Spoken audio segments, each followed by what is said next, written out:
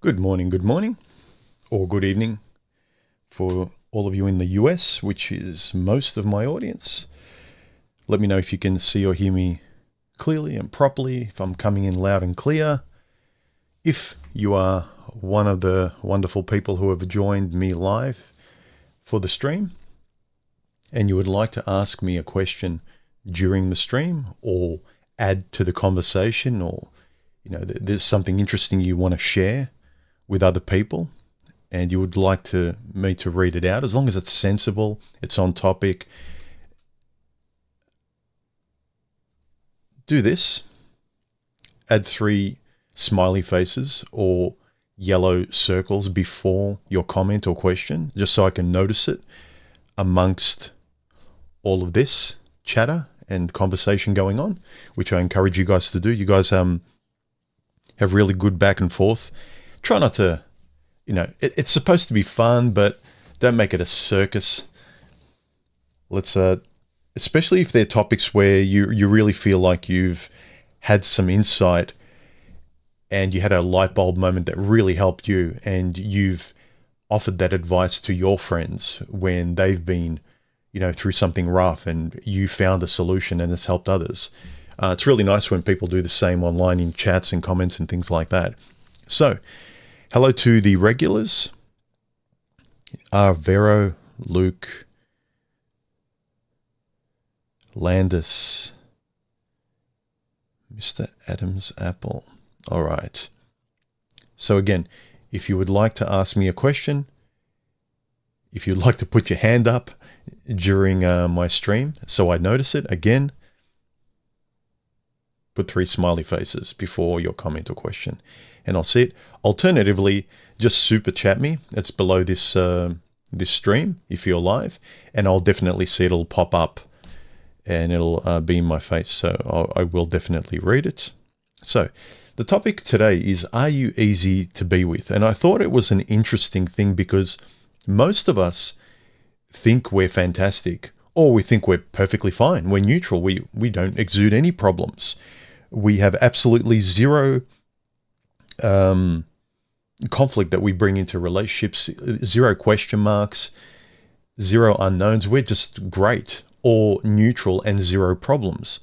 And that's actually, I think, incorrect, almost blatantly untrue, even if you are fine with yourself, for the basic fact that the vast majority of us out there, and the fact that self-help is so big out there, we spend so much of our time alone. A lot of us can't sleep very well. We think too much. We let ourselves down. But just think about when you're on your own, right? You promise you're going to start that diet on Monday. You promise you're going to get fit. You promise you will start writing that book. You promise you will get healthier. You'll promise you'll do A, B, C, and D, and you never do. You let yourself down. You break your promises.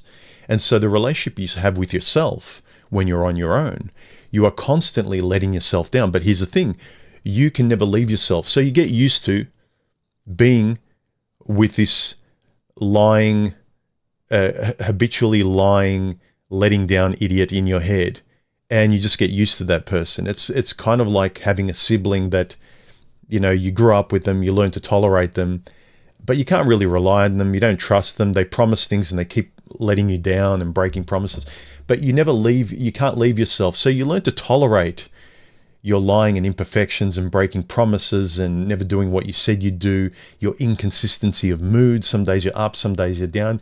You just have to swallow it and live with yourself. Now, transpose that into living with someone where they want to get a sense of consistency, and you are the person that they met or fell in love with. And then you have a mood swing the next day, and they say, what's wrong? And you can't answer it. You're not used to talking to another person. You're not used to communicating with somebody else because you haven't really been touching grass and dealing with people. You've just been in your own head. And so you're not used to communicating with other people. You don't know how to explain yourself verbally. You can't communicate your inner world to a person clearly. You might just be having an off day and you can't even describe it, but you can't even say that. I've noticed some people just can't admit, I don't know. I'm, babe, I'm just having an off day. Sorry. You probably notice my mood's a bit off. I'm not myself. At least let them know. But this whole game playing of what's wrong, nothing, and people not being able to communicate their inner world because they never had to, and avoiding even trying to with the other person.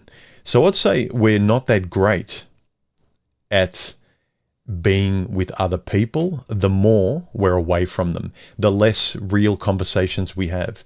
I mentioned in the last stream, even if you don't have friends, I'm not saying it's easy. Sometimes as you get older, your friends just drift away. It happens. So it's really important, just like your health, it doesn't come to you easily like it did in your youth. So too with friendships, so too with your interpersonal relationships, as well as your intrapersonal relationships, and your ability to communicate honestly and see them for what they are clearly. So it's something very important. We think we're great or we're neutral, but usually we're not. The more time we've been alone, we become a very, very specific person, but that doesn't mean we're fantastic. It just means the chances of us being able to dance with another person verbally and relationally is virtually zero. The more we, in an egotistical fashion, think, I'm great, it's the world's problem, people are crap, I can't be bothered with anyone, and everyone has the same attitude, and everyone's just being relationally lazy, I think, especially if you would like company, if you would like a friend, but you expect everyone to be a perfect mirror of you. And it's very unrealistic. Again, remember, today you're feeling energized and motivated and happy and you had great conversations. You wake up tomorrow and for no reason at all, you're grumpy, you're off, you're unmotivated, you just want to sit around doing nothing. You love watching kind of rage bait on YouTube, and you enjoy watching videos where people are annoying each other for some reason. You're not in a good mood, you're grumpy, and you can't understand why. You have a chemical imbalance in you or something. You feel sad or depressed one day, and another day you feel completely motivated, and you don't know how to keep it going. Again, the basis of most self-help in books and online is how to keep habits going to generate the consistency of better times or good moods. We're not easy to be around for the simple fact that when we change our moods, we're having bad days, we're grumpy, we don't want to do something, we're not motivated. We learn to live with that person inside us, and we hope that tomorrow will be different. And we just kind of give up. But you can't do that with the other person, right? And here's the thing. And this might be hard for people to swallow, but this is realistic, because you would act in the same way if another person was acting bad or uncommunicative to you. You can't leave yourself, no matter how many times you break your promises, betray yourself, and treat yourself like crap. But the other person can, gentlemen and ladies. The other person can leave you. And what I'm about to say next is true, and they should. They should leave you. If you're a piece of crap, if you're stubborn, you're lazy, you take them for granted, you won't communicate, you're too scared, but I'm just a girl, or I've been hurt, or girls are just like this, therefore I won't say anything and justify my fears. A person, if they get nothing back from you, if you're not trying to be honest and open, and they're dealing with a game-playing ghost who's gaslighting, they should leave you, as well as you should leave that person if they acted that way to you. And I'm sorry, a lot of us out there, including me, again, when I say you guys, I'm including myself in there to make myself aware that I need to be self-aware in that moment, how I'm, communicating myself, how I'm portraying myself possibly to another person. Can I step outside and objectively say, yeah, there's nothing wrong with what I said? That if they're taking it the wrong way, have I said something that objectively they're right? Like maybe I could have, I was fairly blunt there. But if you're just being a rude prick and you're using the excuse, well, my parents treated me bad, therefore I will too, or I can't help it, I'm just wired this way. No, a person doesn't have to tolerate bad behavior. And the fact that you can't leave yourself when you're on your own, you love your own company, but you can't escape your own head. The relationship you have with your inner critic, your id, you can't escape your own mind, and you learn to tolerate it. Guess what? Another person doesn't have to, and neither should they. A person has every right to get annoyed at you for lying, for gaslighting, for not being open because you're just too afraid. You keep going back to the 5-year-old you that's never addressed your fears and insecurities and things like that, and you refuse to be open about them because you're just too afraid. Then there's only so long a person can stick around, and you can't blame a person saying, well, if they loved me, they would have the patience to stick around. Really? Would you? We talk about women who treat guys badly, and women say, well, if you really love me, he would... What's the Marilyn Monroe quote? Like, you should love me. If you can't handle me at my worst, you don't deserve me at my best. Bullshit. No. It's what boundaries are called. It's what self-respect is called. You talk it out, but if the person is an unresolved childhood trauma, game-playing, narcissistic, gaslighting, avoidant person, then yeah, if you choose to give them the benefit of the doubt while still retaining your self-respect, fine, but there must be a limit to it, people. Your self-respect and healthy pride matter. You are not a doormat, and neither is somebody else. So just because you treat yourself like crap, you break your promises, you don't go for that run, you don't write that book, you don't get up in the morning, you keep letting yourself down all the time, transpose that as another person you're going out with. What if they were like that inner person that you deal with when you're single, and they keep letting you down, breaking promises and saying, oh, I swear I'll do this, and they never do, and they don't apologize, and they gaslight you, and they make excuses like you do in your own head when you let yourself down because you can't leave yourself. But in real life, you can and should leave a person who habitually betrays you and gaslights you into thinking, well, it wasn't my fault. Yeah, it was. I'm trying my best to have a real relationship and take responsibility and be fair and hit the tennis ball back over the net in this conversation, in this relationship, but you're not. You're not hitting the ball back over the fence, but blaming me. You're saying, no, it's not me that didn't hit the ball back, it's you. So be aware of how bad we are when we're on our own. I think that's the reason why a lot of people prefer being on their own, because they don't have to be responsible. They can tolerate abuse by themselves in their own head, and they don't have to better themselves internally how they think. And they're constantly wrestling with the bad parent, the inner critic, the one that's kicking themselves, that treats themselves badly. How many people treat themselves well in their head? I'm not saying excuse yourself and think you're a god when you're not. You know, if you do nothing, you are as much as you do in your life, really. It's not what you think or what you believe. You know, I'm a 10 out of 10. We see how many people online in those stupid podcasts, we can rightly admit how many of these women are deluded in their inaccurate perception of themselves, where they think, I'm a 10 and you're barely a 3. But you have a deluded sense of self in your head, like the story you're telling yourself does not match reality when you relate it to other people.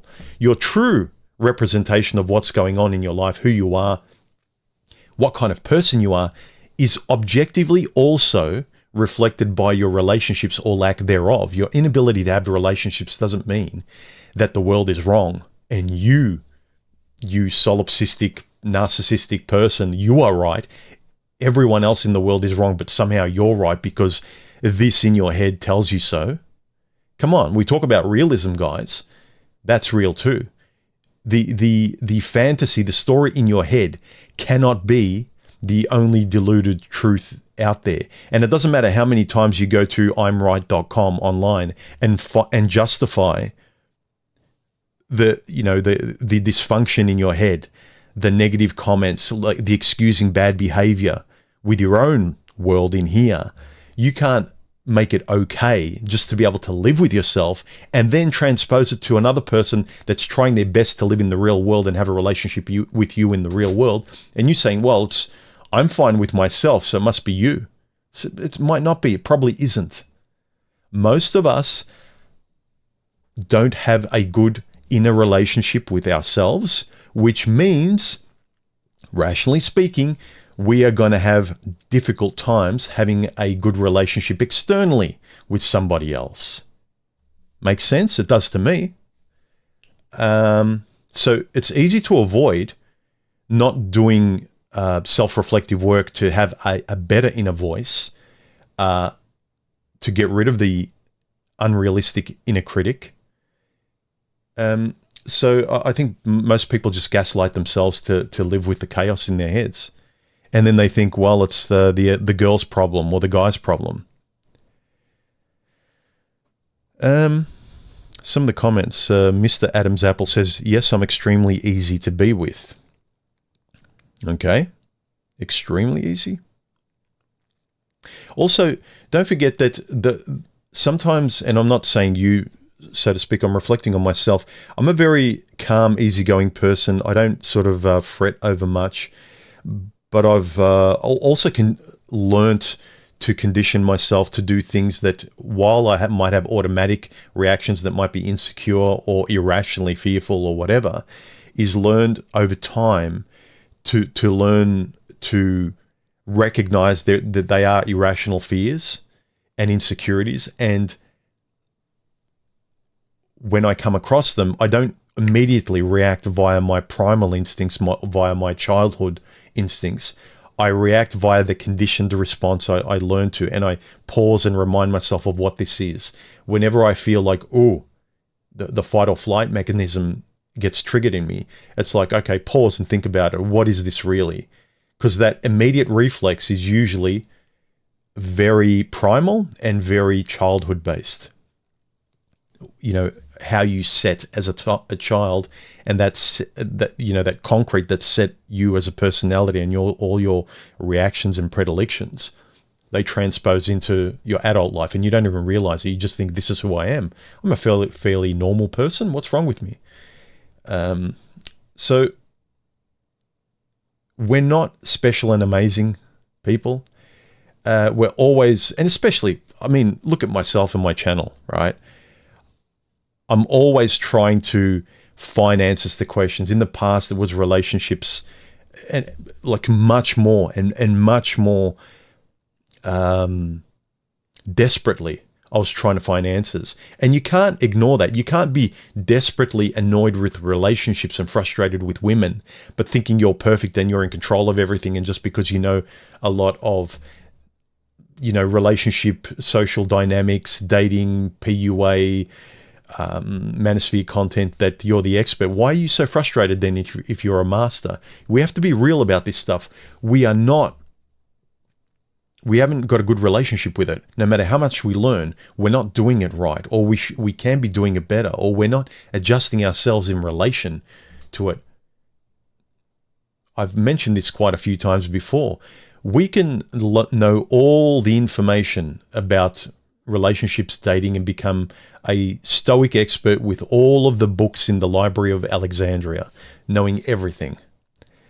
You can be the Magna Carta of relationships and dating, but then when you go on a date, you're in front of some bimbo that's almost a zero in intellect, and she looks like she's a carbon copy of someone on a reality TV cheesy dating show, and she's dominating the date, and you can't say anything, and you're led by your hormones, and all of your black belt information goes out the window. And after the date, you kick yourself because it's like, where did I go? Where did I go on the date with all my expertise? Where was the real me standing up for? This is why it's good to recognize that we're imperfect. Prince Revolver, thank you very much for the super chat. I appreciate it. If anyone else wants to make sure I read a question during this stream, because I don't always get to see the question through the comments, add 3 smiley faces, or as Prince Revolver did, super chat me and I'll see it for sure. He said, reciprocation puts me on a high.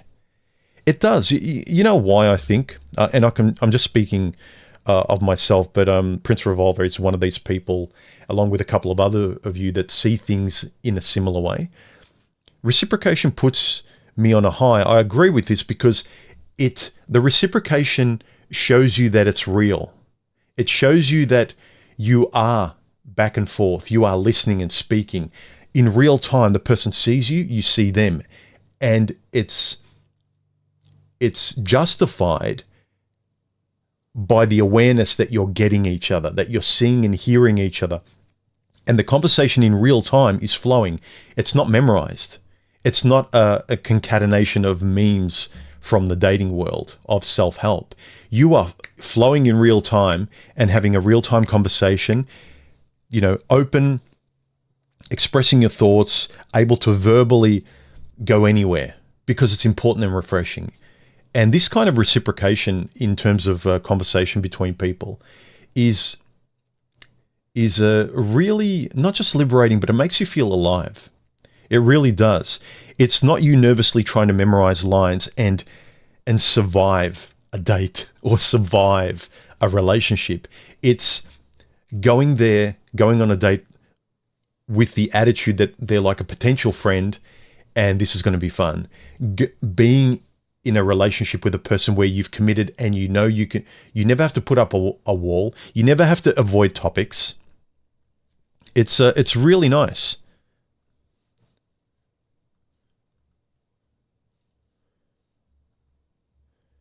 Let me see. Any more comments here?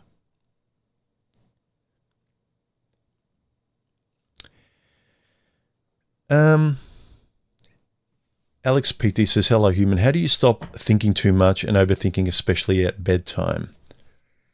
Don't go to bed. Don't look at screens if you can help it an hour before bed. Write down your thoughts. So get them out of your head so you're not thinking about them. So whatever you're thinking about just before bed, write them down. And so I think for me anyway, it eases my mind that I don't have to retain them.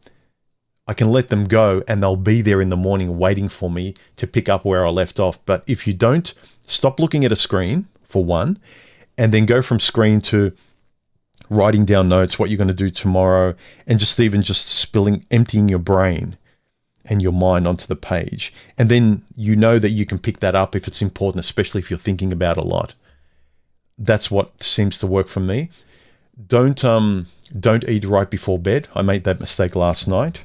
It wasn't that I was thinking, but it actually keeps you awake even if you're not thinking. I know it does for me. Some people go straight to bed, but I know that when I eat before bed, and I didn't eat anything heavy. I just ate a bowl of popcorn. It was fairly light, but I think what happens is chemically your stomach starts processing it, and then your stomach relates to your mood and your brain as well. So don't eat before bed. An hour before bed, don't look at screens. Empty your mind out, especially if you realize you're really excited mentally. Empty it out on paper, and then you can hopefully rest your mind in thinking, don't worry, it's there. And so you don't have to keep thinking about it. And also, don't try not to drink fluids an hour before bed as well, because even if you get to bed, you might get up once in the night to go to the bathroom, and then you can't get back to sleep and you start thinking. So that's kind of my advice. Big Ol says, a girl once gave me this compliment when hanging out. You're so easy to be with. But I knew immediately that this was code for boring. Exciting roller coasters aren't easy to be with. Yeah, you can find out in conversation. I remember when I got to know Stephanie, she really enjoyed being with me because I was very easy to be with. In the fact that she found it easy to be with me because she could completely be open. I didn't require a lot. I'm not a drama-filled person. I'm a calm person to be around. The easy, and this is why I say find out in conversation what the easy means. If the easy means she's saying, I'm used to being with high drama guys and bad boys, and you're refreshingly easy, that's probably not a good sign because she likes drama and the roller coaster. But if what easy is that her best relationships, if she's describing them to you, were with calm people, she likes the calm life, and her worst ones, she had brief dates with highly strung roller coaster people, and she's not like that, and she knows herself well, and you're refreshingly the kind of person that she spends her time calmly doing introverted stuff. She's got a calm life. That's a positive sign. But you have to find out through conversation. None of this is they say one thing, therefore you immediately write them off or you immediately commit to them. No. It's one thing I will give props to good therapists and psychologists for is that they don't diagnose someone with an ailment. The bad ones do, but the good ones don't diagnose someone with a trauma or a title like a BPD or a narcissist or something just by one phrase like I'm an extrovert or I get bored easily. You ask a series of questions, like 20 to 150. You spend enough time with the person to have enough consistency in their answers that without any reasonable doubt would conclude that this person is that kind of person, that this person is the person that likes the bad boys and roller coasters. I realize on a date, there's not always enough time. Go on a second date if you're not sure. But this is also why I really encourage guys not to put the mask on the first few dates, because the dating coaches tell you to not talk about anything that's important. Otherwise, you scare them off. The person you scare off, you should be grateful that you scare off people that don't want to talk about important things. Right from the get-go on dates, talk about everything that matters to you. But don't be a spurg. This is why I encourage you to speak with more reasonable and intelligent people that talk in real time about real life, the empirical life, not just scientific life and Manosphere stats and living in this little Plato's cave bubble of I'm right and the world and women are wrong and it's unfair and wah.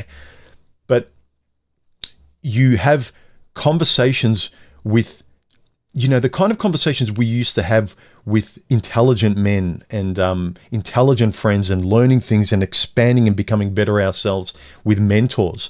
We are not having, as far as I can see, you see the popular channels out there, most of them aren't stoic mentors imparting wisdom.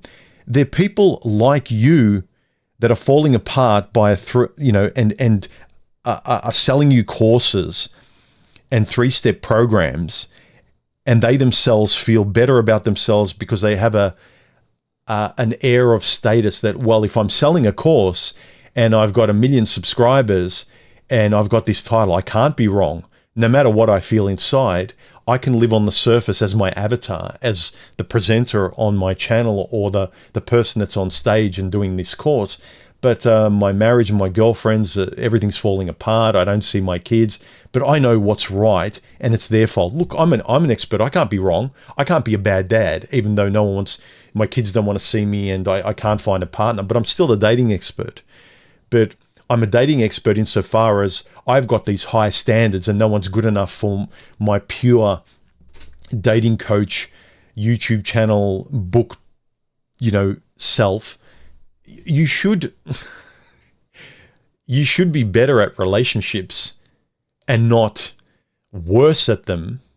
And I know that the world, it doesn't have a higher quality of people the older you get and the more you stay in that cycle of stubbornness, because you become very stubborn and narrow-minded as you get older.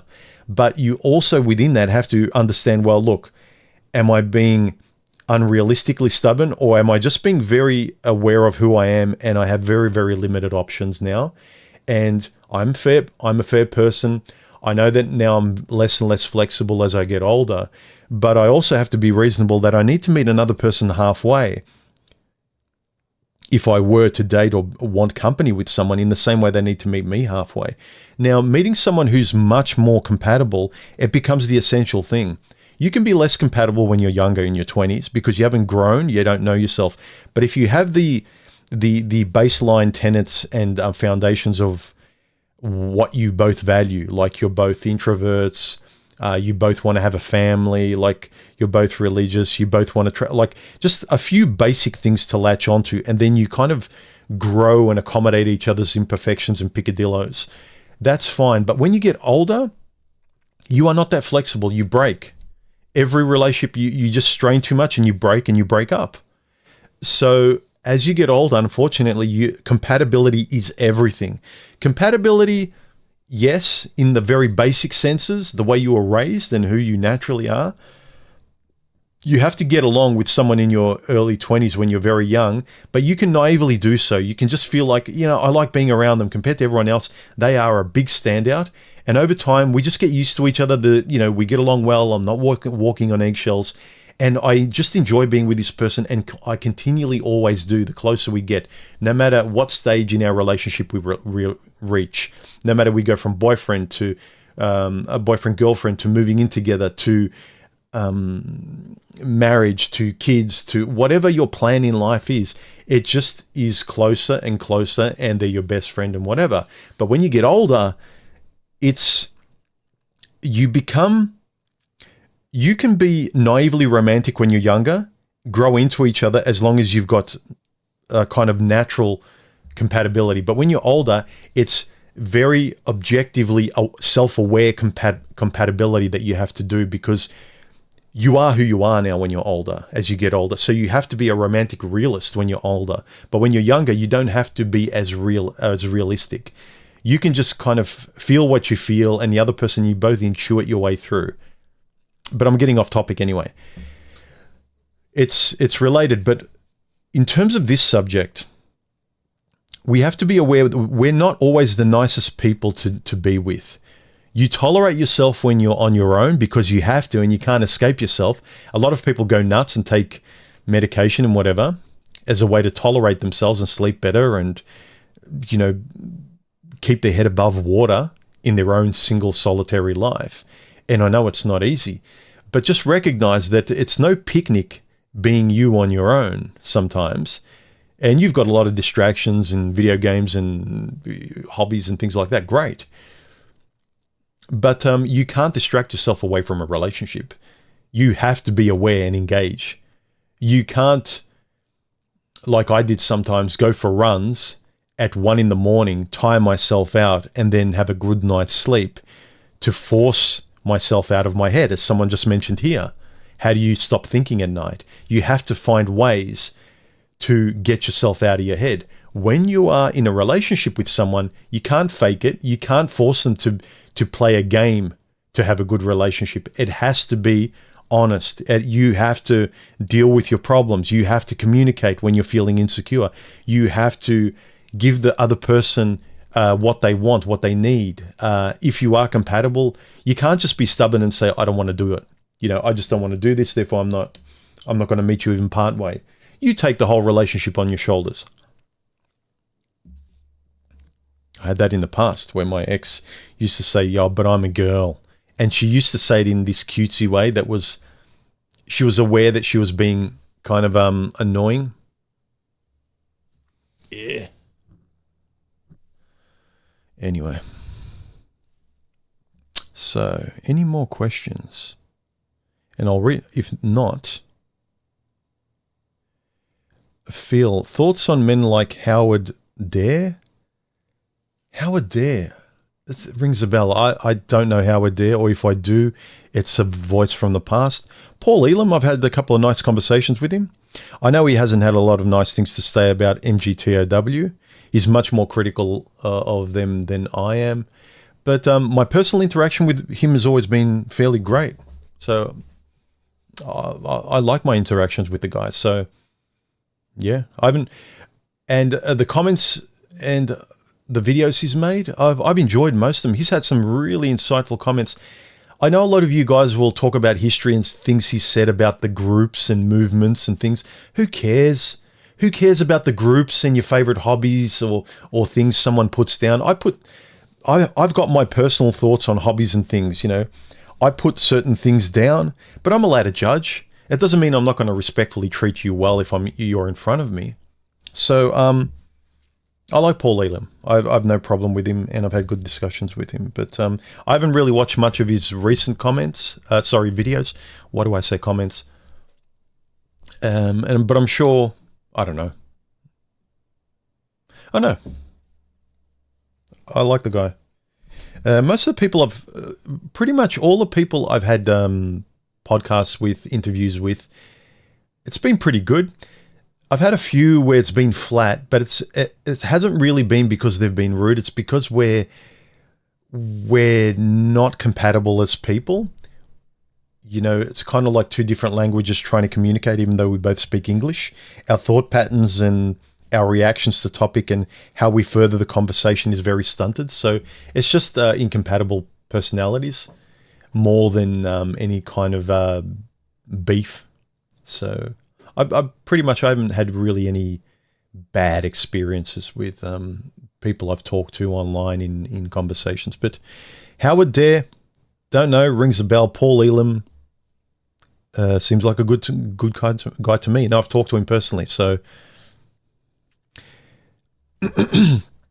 Karu, how are you, man? He says, if you're not easy to be around, you shouldn't expect to have friendships and partners. The idea of a claim for being a high-value male is a vaginal way of existing.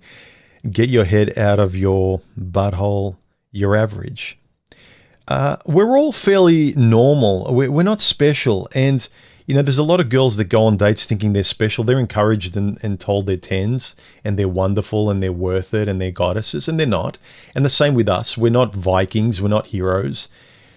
We're not high-value men. We're just people with two arms that go to the bathroom and burp and fart and things like that. Matt says, realizing the ways I was not easy to be with, threw gasoline on my already blazing fire of self-hate. Hard coming back from that, learning I'm only half of the equation. You are. But that's also your liberation. That also gives you the ability during a relationship when the woman gaslights and tries to dominate the relationship and thinks it's hers. Because most women these days, they think it's her relationship and you should be grateful to be part of it. You should be grateful to be on her train. Men are doing the same thing now. They're using women's very feminine way of approaching relationships and thinking, well, this is my frame, this is my relationship, and you should be grateful. I am the prize here. It's relational. And I know a lot of people say, oh, don't use the word partner because you're in control. Yeah, I lead myself as the guy. I know what works for me. And I know that the woman likes being led, or most normal, well-functioning women, by dint of their heterosexuality, their nature likes, at the very least, it's more functional for the man to lead. In the same way women like taller men, a lot of this stuff is common sense. I know a lot of people like to come up with their own theories, but their theories aren't working in real life, are they? All of your theories and new theory books and self-help ways of looking at a new world just aren't working, are they? The 300,000 years of human evolution and the way people have done things until now, they seem to work.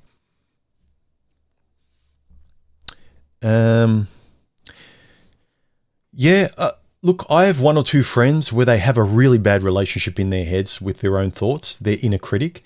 They hate themselves.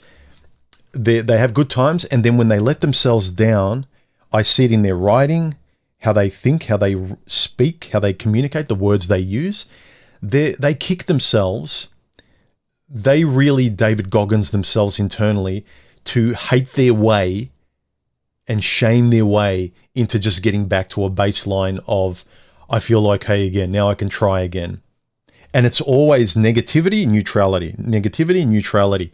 They never kind of rise above and feel pride in themselves, talk well about themselves, have a friend as an inner critic, or have an inner critic that resembles a parent or a best friend.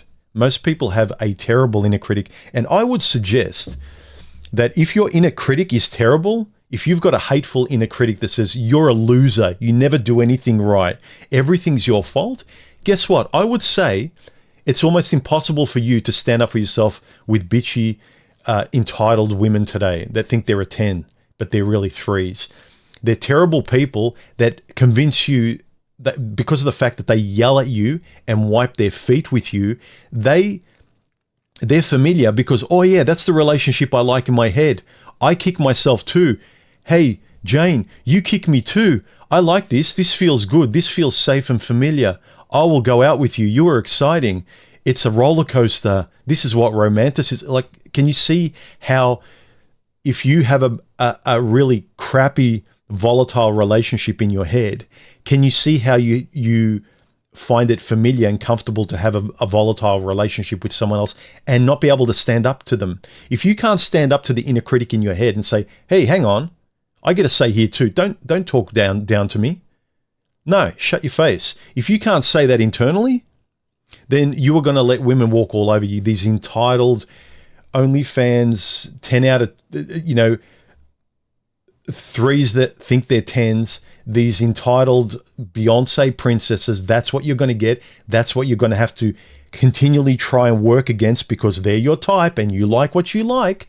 But if you can actually push back with boundaries in your own head, with the voice in your own head, with your own relationship and getting up in the morning, even if you don't feel like it, and going for that run, like having a healthy relationship and having a bet, trying to train the voice in your head and your motivation and your will in your head to be the best friend, rather than a dormant person that as soon as you try and better yourself, they kick you and treat you like crap.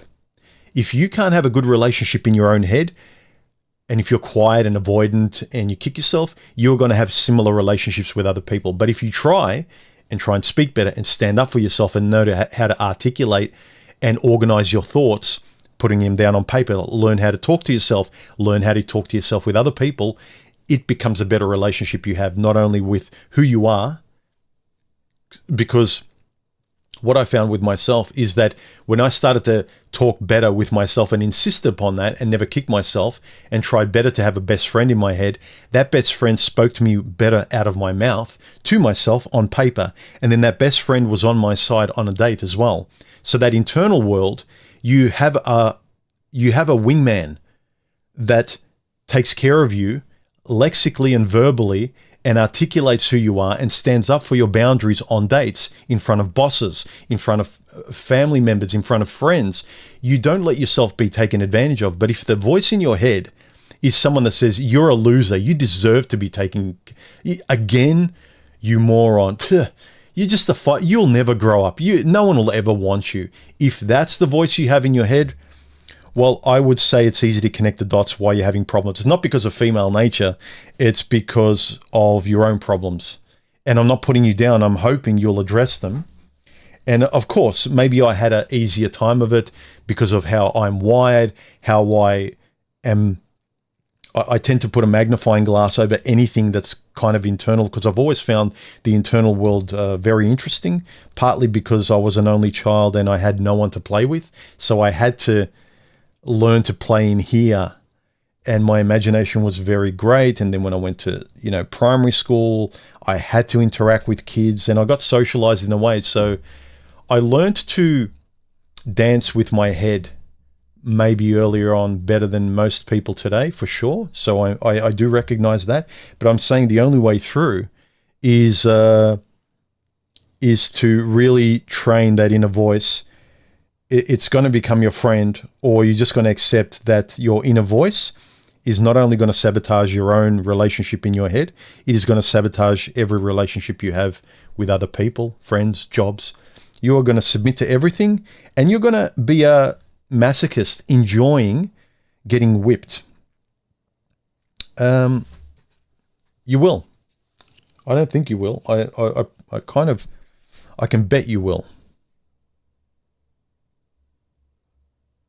So, did that make sense? Let me know your comments if you're here during the stream here.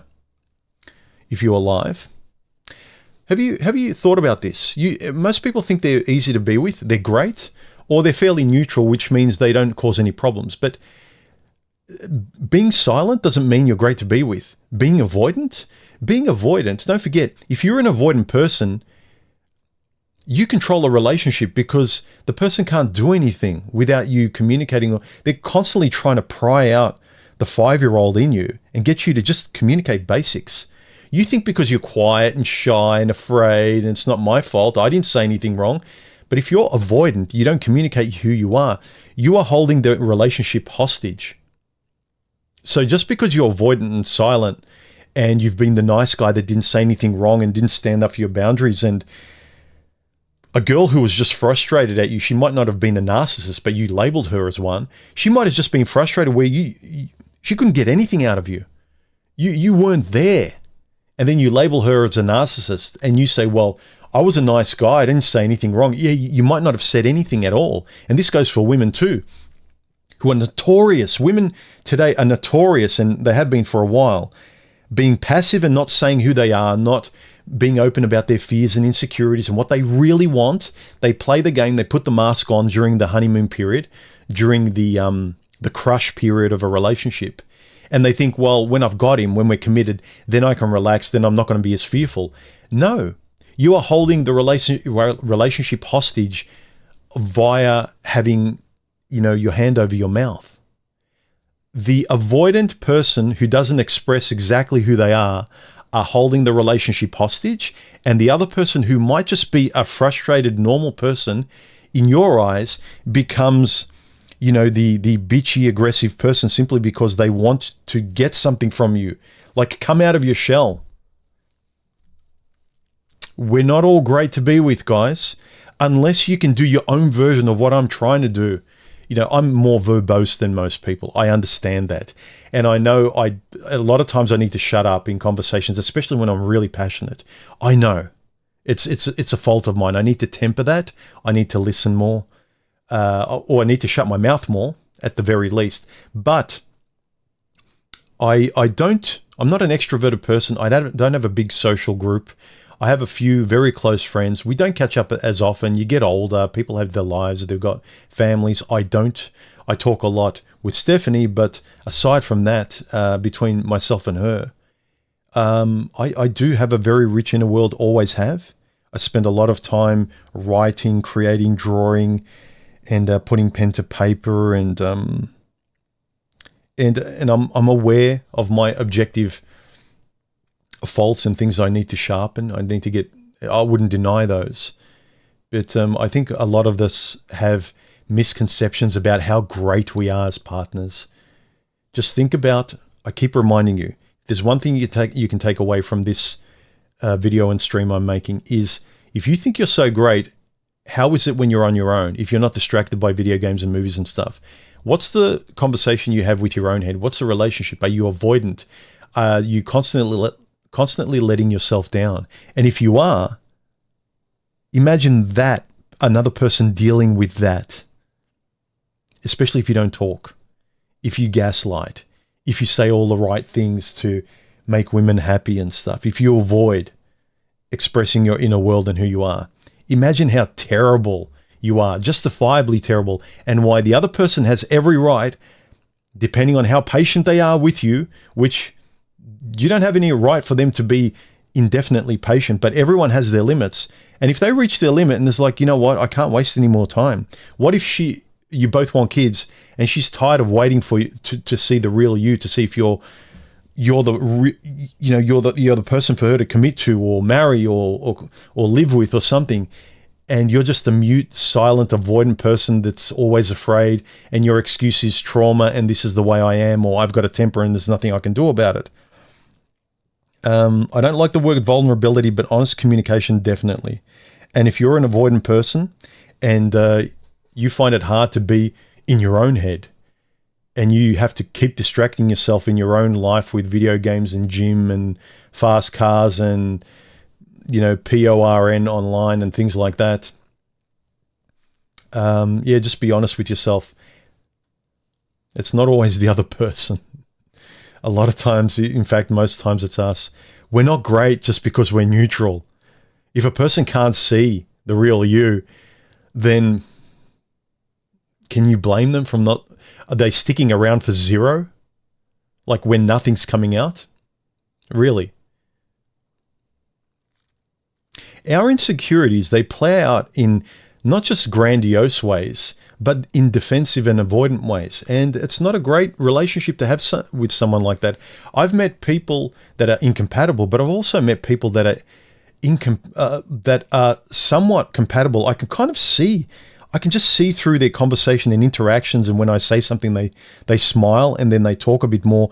They've just got such a thick wall of defensiveness and avoidance that they're the 5-year-old that's kind of locked their cave and they don't want to come out. And I can see there's a person I could get along with, but there's only so much time I'm going to keep trying and trying before I say, like, I haven't got time to, I can't continue being the 30-year-old or 40-year-old person who's going out with someone around my age, but mentally they are a 5-year-old stuck in time.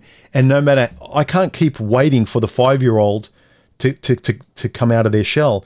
I can't have a relationship for the both of us. So just because you're passive and quiet doesn't mean you're great to have a relationship with.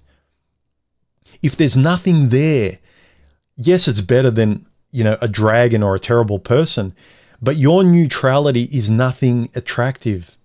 When guys say, well, I did nothing wrong, I said nothing bad, but if you're neutral, if you're a zero, being a nice person is just the basics, guys and girls.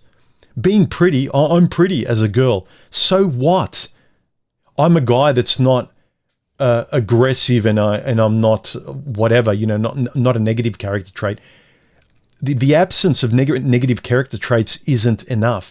The basics, the very basics that are required, like being nice and being somewhat attractive and polite, they're the basics. The compatibility comes with the extra. What hobbies do you have? Can you express yourself? Have you confronted your fears? Are you able to just be open and talk about anything and everything? Do you not manipulate? Are you zero manipulating? Are you refreshingly open? That's what's lacking. The world and online is full of hucksters,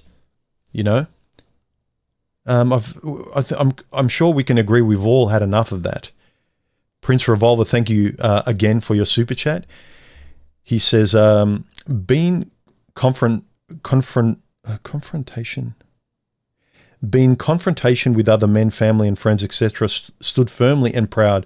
But when it came to women, even when I was right, I fought against myself to excuse BS. Yeah, I did this as well, Prince Revolver.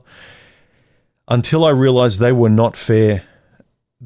Until I realized they were more fair than she was, as in your family and friends. Yeah. The Achilles heel for men is romantic interest, our potential life partners, our potential mates from a biological standpoint. Because our friends and families, they don't have this very potent, hardwired connection to us like the mating part of women.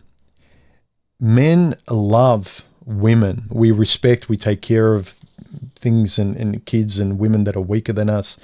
We've got a lot of sympathy that way, and we feel proud by excusing and being sympathetic that way.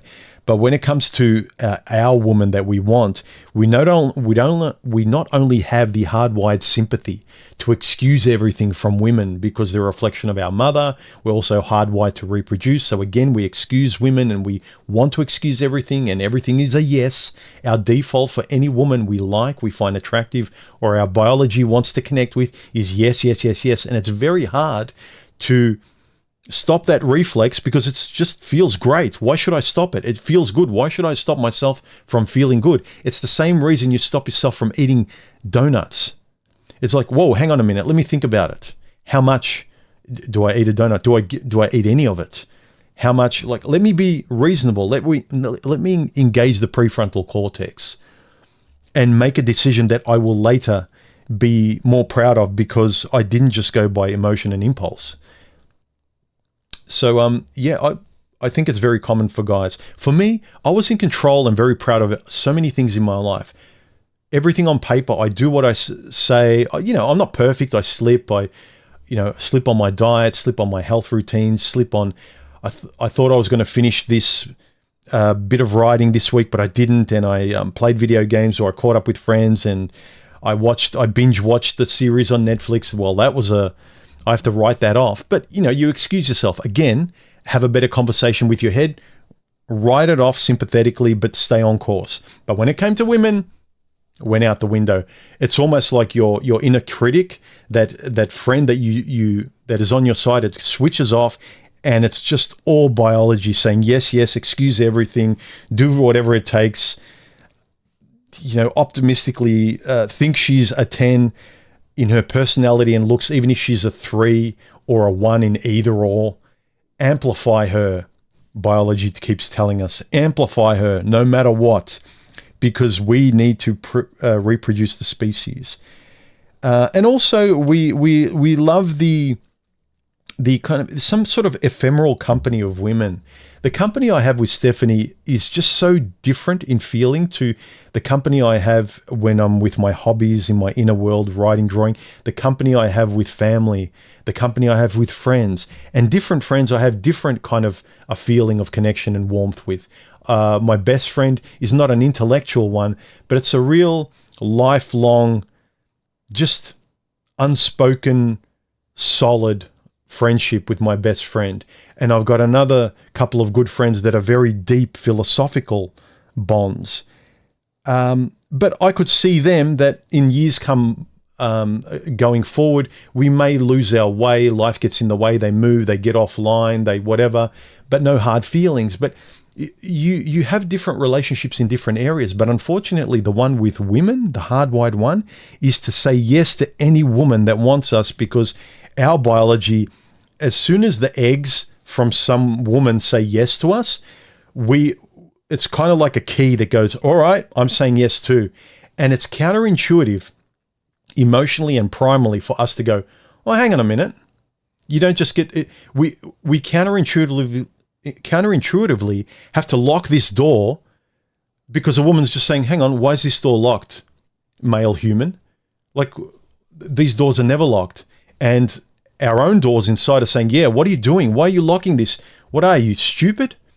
It's like, yeah, I'm just taking a breath to make sure this is the right person to enter my door. And most guys just have the doors swung open of a freeway of women. And when one of the women stop on the freeway and go, yeah, that doorway looks good, let me just walk right through it with an open door. We need to practice being the guy that we are, like I am on these streams, that you are with your friends when you have a really passionate conversation where you really stand up for yourself and your beliefs and your values. You know, bring that out onto dates so you can feel proud of yourself on the date and after the date, but not just go on dates as the biological you, and then afterwards where you wake up and then you go, oh, what I say, or what didn't I say, or why did I agree to a second date, or why did I sleep with her? Oh my God, like why did I, sleep with her unprotectedly? And, all of this stuff. You have to, like going to the gym, but mentally, do the things that are good for you. Think the things and speak the way that is better for you, guys. We are not having good relationships with ourselves. We distract ourselves with hobbies. We talk about bullshit in the world regarding politics and men and women. And we wonder why we're illiterate when we're on a date, when we're illiterate when we can't say no to our boss, when he just says you need to work overtime. We don't stand up for ourselves. We're not proud of ourselves. And that person that's not proud of themselves, they become avoidant. They say yes, dear, to their relationships. She thinks it's the real you, but it's just the avoidant, compliant you that wants to not cause waves. But as a consequence, you never feel alive. You only feel alive when you can have a reprieve from the woman or the job you're walking on eggshells around. It's not a good way to live, guys.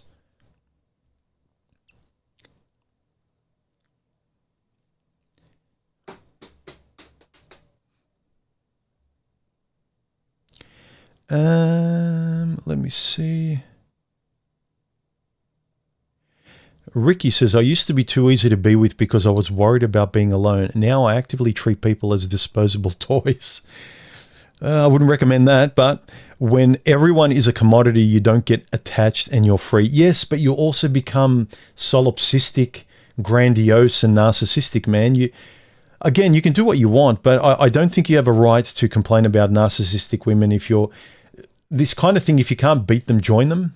It works. You're not going to get used, but you're never going to find anyone you trust. All people are bodies, and you're having more or less a cold business transaction. Romantic, interpersonal, meaningful relationships where you need to trust the other person, you need to feel comfortable and trust your judgment of them. It can only come where you play fair tennis with the other person. Over time, you realize that you're both consistent that way. But if you're both out there just taking what you can get and the ends always justify the means, like you always want to win and you'll never feel pain again, you'll also never be close or be able to trust anyone again. And you can have arm's length relationships that way. They are what they are, but you also will not get the things that I'm always searching for, that a lot of guys who want committed, trusting relationships, you won't get them. You never will. You'll always have one foot outside, and it's prudent and it is smart, say, but it's not smart to get the things that I have in my relationships or other guys who try and be much more intentional about wanting to trust. You know, you want to trust the person because if you want to get married or have a family or whatever, you need these things. So if you treat people like this, whether you're a man or woman, you think you treat people as disposable toys. You can if you like, but you also get the consequences of treating people like disposable toys. You burn every bridge. You'll end up being alone. You'll never be structurally taken advantage of in your life, but nothing will ever last. The only relationship you'll ever have is with your own world, with the spoils of everything you've stolen from people and, you know, the burnt bridges behind you. But just be aware of what you're going to end up with at the end. You'll be a smart businessman, but you won't also have a lot of things that come from trying to treat people and have relationships in the way that I'm suggesting. Again, you don't have to do it.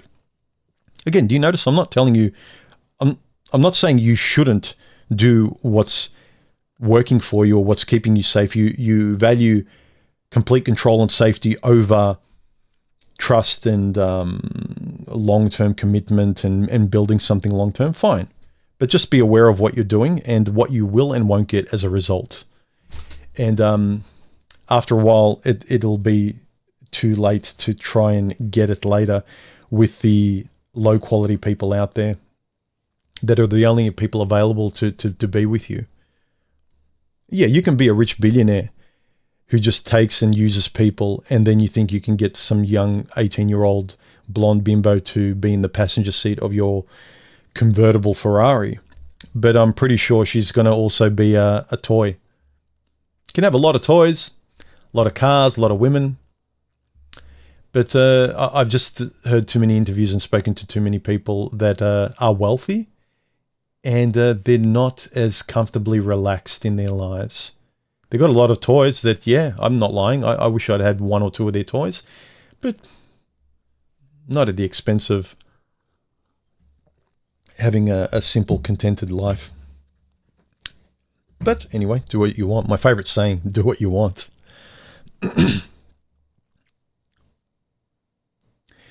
NJ says, I used to think I was difficult, but it's not. You got War Pigs saying she's a 10. I thought Passport Bros were weak, but I did an audit on my dates. Best experiences were foreign or Gen 1. Look, best thing I can say, I know there's different generations, is go out there. If you're doing the same thing over and over and you're not getting what you want, change tactics. Be yourself, but change approach. Don't date the same way. Travel if you're open to it. Adjust while still being you and not trying to be somebody else. But adjust tactics, the way you're going about things on autopilot, and just sort of see what drops out. Some of these questions, don't know, don't care anymore about what will happen, population, where will the Manosphere be in 5 years. It doesn't matter. I'm more concerned about personal, you know. That's what interests me more. If you can make your own life better.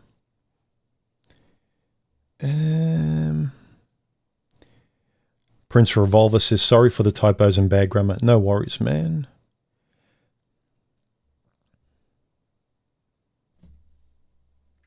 Here's a question I wish more guys would be honest with, okay? President-elect pressure. Human, are you in love? Yes, I am. And I know I'm in love. I know why. And it's not delusional. A lot of you guys out there will kind of say, yeah, he's a simp. He's gone back to the plantation. Okay, feel as right as you are. I know what my world is about. Before I met Stephanie, right, when it had nothing to do with women, I'm pretty sure there was a decent number of you guys that thought, like, oh, I like the way a human's self-assured and knows what he wants and knows how he lives and knows what his hobbies are and shows up to his podcasts and his live streams and makes these videos. And he's kind of very structurally self-aware enough to know what his life's about. And despite what other people say, he knows what he wants to do and he's sure about this and that. It's the same with now that I know more about myself over the years. I know that I love Stephanie and I know who I am and what my life is about with her. I'm not saying you think this way, but yeah, I am. And I wanted to say this. I'm glad you brought up the question, because you have to know also what a friend is, what love is to you, and why you love somebody. If someone were to ask you, who's your best friend, John over here, do you know you can trust him? Yes. Why is he your best friend? Okay, I can tell you why. I can give you examples. I can't just say, well, it's a feeling. That's not good enough. And it's the same with my relationship with Stephanie. I can't just say, well, I love her because I do. I should be able to know why. I should be able to talk about her values, her kindness, her support of me, all these virtue-based, personality-based, compatible-based things that I can point to that reassure me, in an explanatory way that, no, it's not just my feelings, but my feelings can be qualified with words and connecting them with what I know to be true, what I need from a woman.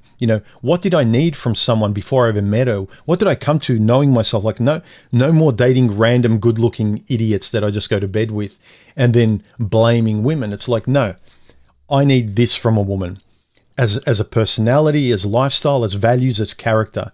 I can be flexible here and then, but these are the non-negotiables. And until someone comes along that absolutely ticks the non-negotiable, foundational principle-based values of what you need, compatibility-wise, no. And she did tick those, and I knew. And as we talked, and she's open, and we communicate, we talk about anything and everything. I don't walk on eggshells. I don't not say certain things because chicky poo, women don't like that. I don't. She's a friend, she's my partner, she's all these things that she should be. All these things that a lot of guys think, well, that's gone to, he's blue-pilled again. It's like, nah. I know what I need and what not just what I want, but what is good for me. What was good for me when I was single. And I'm not going to relinquish any of the things that keep me and give me my autonomy in life. So, yes, I am in love.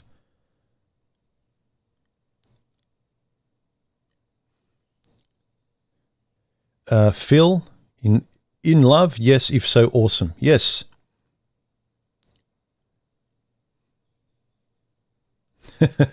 Brian says, borrowed from somewhere else. I'm not single, I'm overqualified. Big Ol says, give her the gift of insecurity. Be unpredictable. Make her suspicious. Make her jealous. Excited, anxious, happy, sad, anything but bored. This is why I see easy to be with as a bad idea.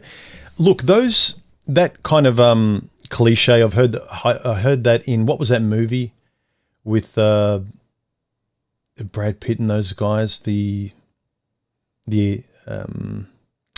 Diplomat or something. I can't remember what movie it was with Antonio Bardem or whatever hell his name is, where he played that guy, where he said you can do anything to a woman except bore her. Those things are cliche and they're very stoic and macho, and there is a bit of truth to it, but there's truth to it if you are trying to have relationships with these kind of bimbos. There is absolute truth to this kind of saying if you are going to tolerate and try and juggle these hot potatoes of women, right? The thing is, when you get tired of holding hot potatoes and you want to hold a cool one and you want to hold it for a long period of time and not go, ooh, ah, ooh, ooh, ah. Okay, that's the difference.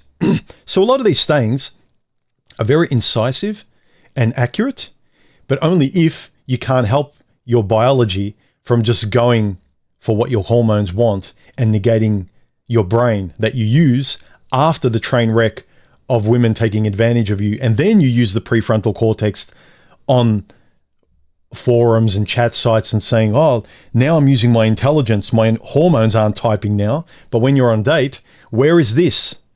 Nowhere to be seen. It's all hormones and you salivating like an animal wanting to get into another person.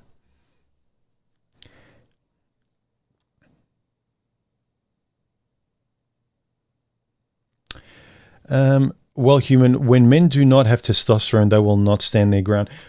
Well, not necessarily true. I don't disagree with you completely, but also an abundance of testosterone means that you're going to be driven by your hormones that much more. So how much, like you can have high testosterone and you're almost helpless against your hormones and saying yes to single mum stripper bimbos that just are really hot and good in bed. Your biology wants them. They're great in bed. Like everything is saying, yeah, bed them and procreate. These women will allow you to procreate. This is what biology wants. Go for those short-term chicks. So, but your head, your long-term happiness doesn't care. Biology doesn't care about your short-term, your long-term happiness at all. It is the worst friend in the world. If you want long-term, if you want trust, if you want consistency, if you want the lack of train wrecks, your biology does not care about your happiness at all. Biology just cares about its short-term happiness of producing kids. That's all it wants from you. That's it. You cannot negotiate with it. You have to learn to kind of ignore it or pause it for a moment as you assess a situation with your brain, with your long-term thinking, long-term self-preservation brain. Your biology that wants to reproduce, all it wants to do is now. Get her into bed now, and later on, I will let you go. I'm holding you hostage right now to get her into bed. As soon as you do it, I promise I'll let you go. And it will. As soon as you blow your load, it'll let you go. And then you'll go, oh my God, what'd I do? And then it'll go, oh, it's not my fault. I've gotten what I want from you. See you later, buddy. Thanks a lot. Your biology is not your best friend long term. It's not.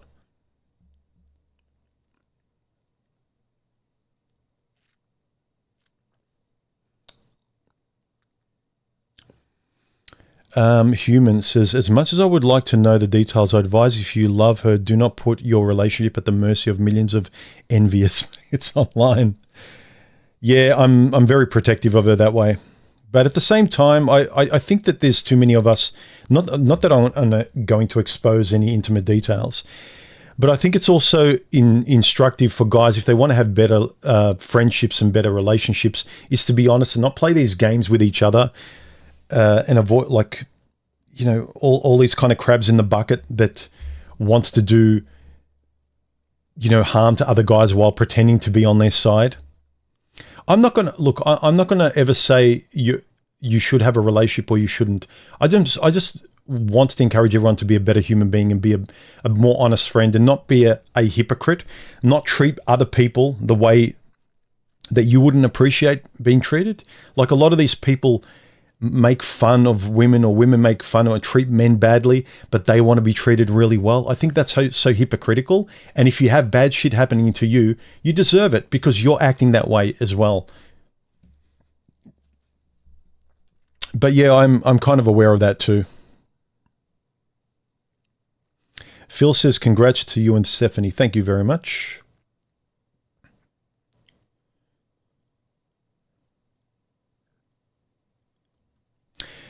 Big Ol says, those who disavow love have little to live for. You have to love something or someone. Otherwise, yeah, you become black pill. You become nihilistic.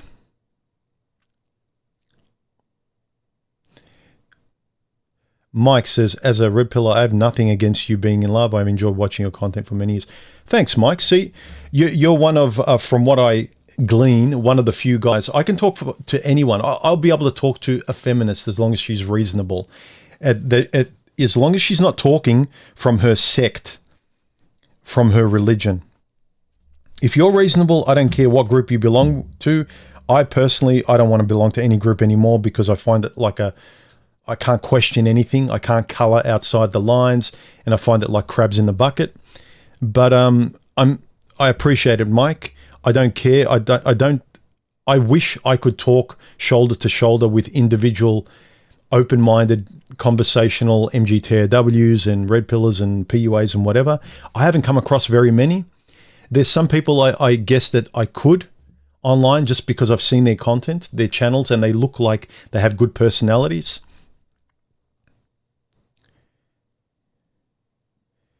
Sam says, can you please share what equipment you are using? 1, streaming software. 2, lights. 3, camera setup. Good job on your audio-visual production. Thank you. Streaming software, OBS. Lights, window light, although I don't like how it's reflecting on my glasses unless I look down. Although when I do use lighting in my videos, I use, I can't remember what it is. I can't remember the brand, but I think it's a 250 white light with a honeycomb directional filter. Anyway, I'll put it up next time. Camera setup, EOS R6 running through audio capture card, and I've also, through OBS, I've got a LUT over the video, and just like a 5% sharpening, because full frame Canon cameras tend to be a little bit soft, a tiny bit, or I might just like it a little bit sharper. And I'm using, the lens I'm using is a Sigma 24mm f1.4, and I can't remember the rest. The microphone is a Fifine K669D dynamic microphone running through a Rodecaster Pro. I think that's everything. Yeah, I love this nerd stuff. Jiao, thank you very much for the super chat. In therapy for healing from a narcissistic mother and trust issues, my girlfriend left, not willing to wait. Fair. Not fair, but I'm glad you're actually looking at the heart of your automatic responses. I often say don't use your childhood as an excuse, but it is very, very helpful when you find yourself as an adult always doing the same things, tripping over yourself, attracting the same kind of women that use and abuse you. They keep breaking up with you. They keep cheating on you. Like, you get the same patterns, but you think, I'm a nice guy. I think I'm a nice guy. My friends likely might like me. It's unfair. Going back to your childhood can really help you understand what your parents gave you or didn't give you, and what you are running after later in life automatically as a guy, or what you are avoiding. It's very important to identify, and then it kind of makes you go, I understand what I'm doing, not what they're doing, what I'm doing. So if you had a narcissistic mother, I would say it definitely is influencing your automatic responses in dating, whether it's what you're giving or what you're tolerating. I just did, Sam.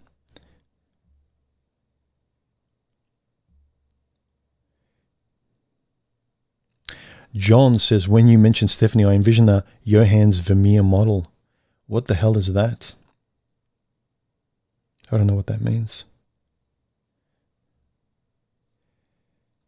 No news at the moment. I'll be probably starting a channel with Stephanie in the future, talking about some of this stuff from having these kind of conversations, but from a couple dynamic point of view.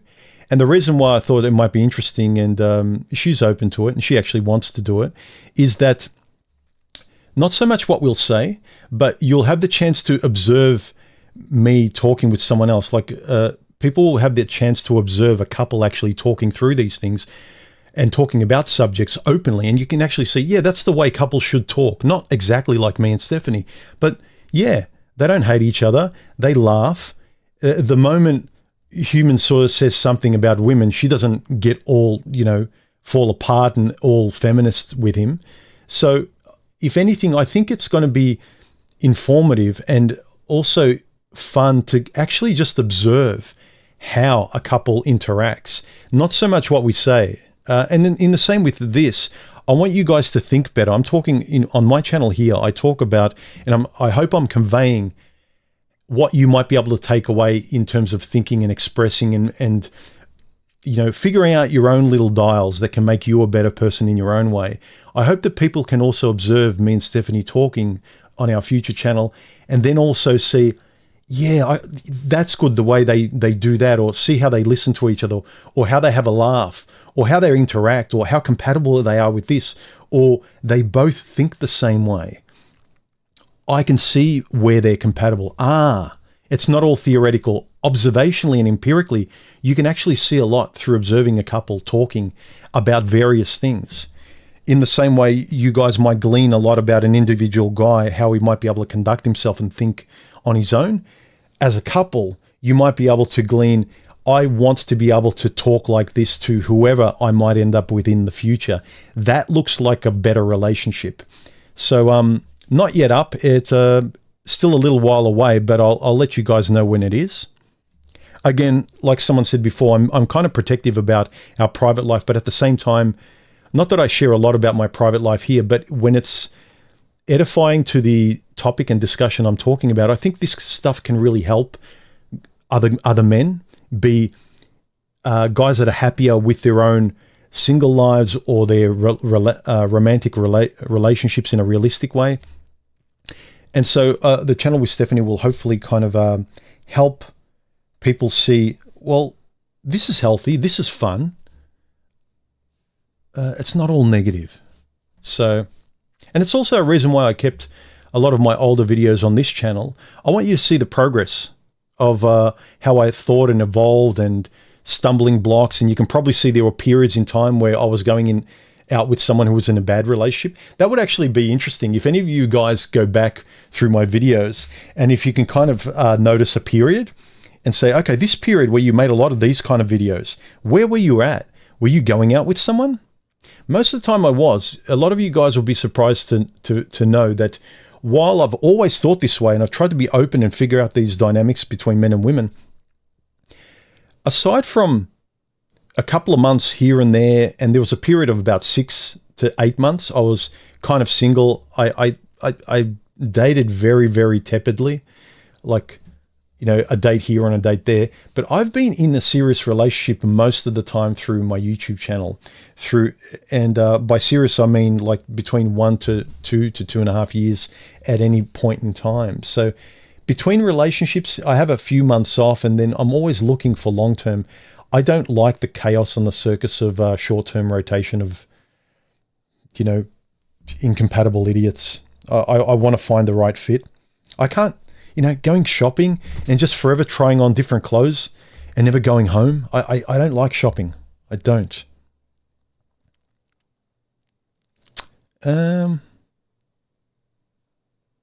Alonzo says, why are many men vicious and envious of you if it's so destructive and it's men?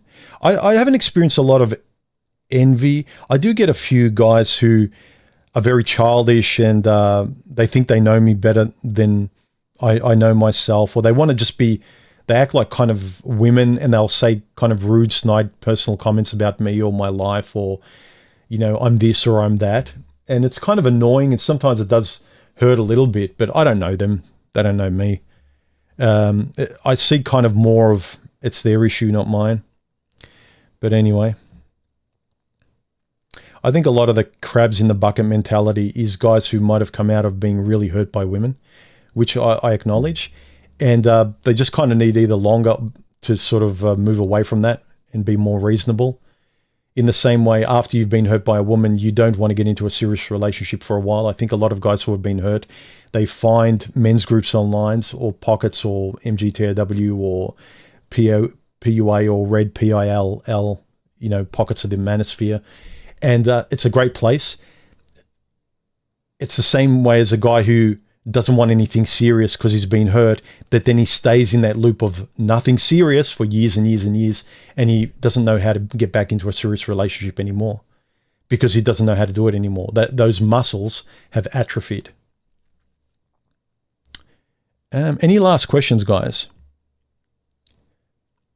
Terry Dean says, Human, from your red pill content 3 years ago to where you are now with the missus, that is a positive outcome.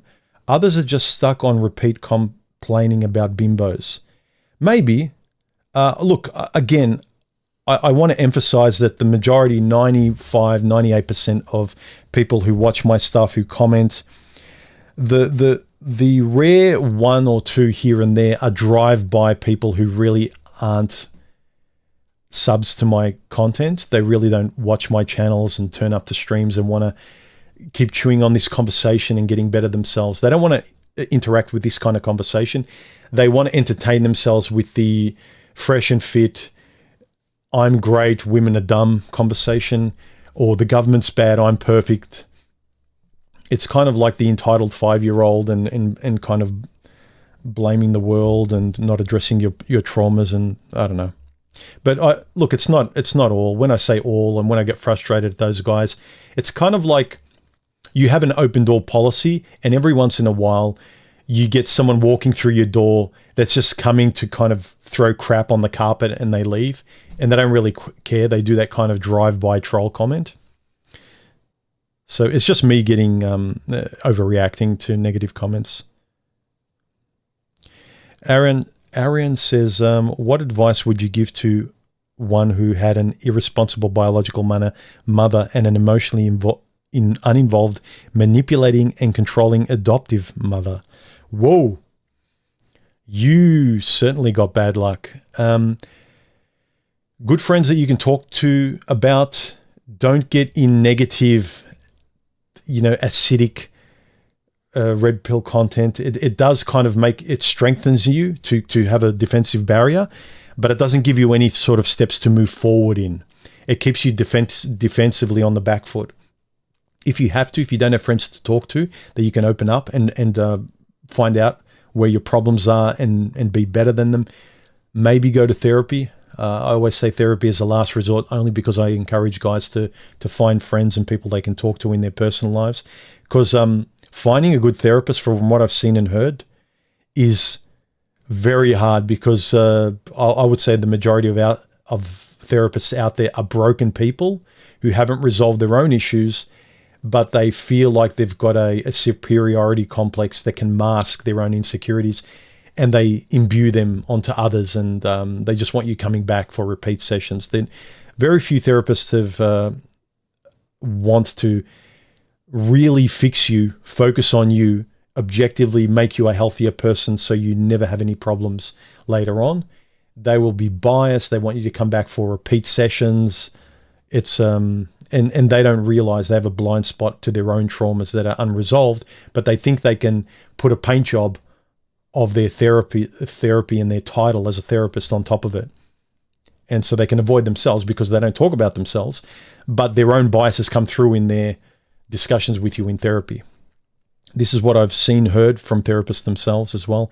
Just ask any therapist, like, would you date another therapist? And most of them would laugh and say no. Most of them are terrible.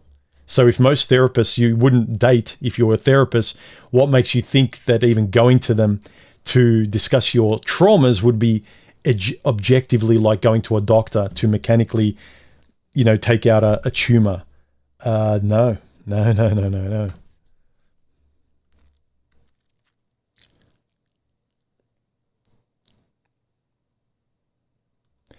Matt says, any advice for someone now overly self-critical about how not easy they are to the point of isolation?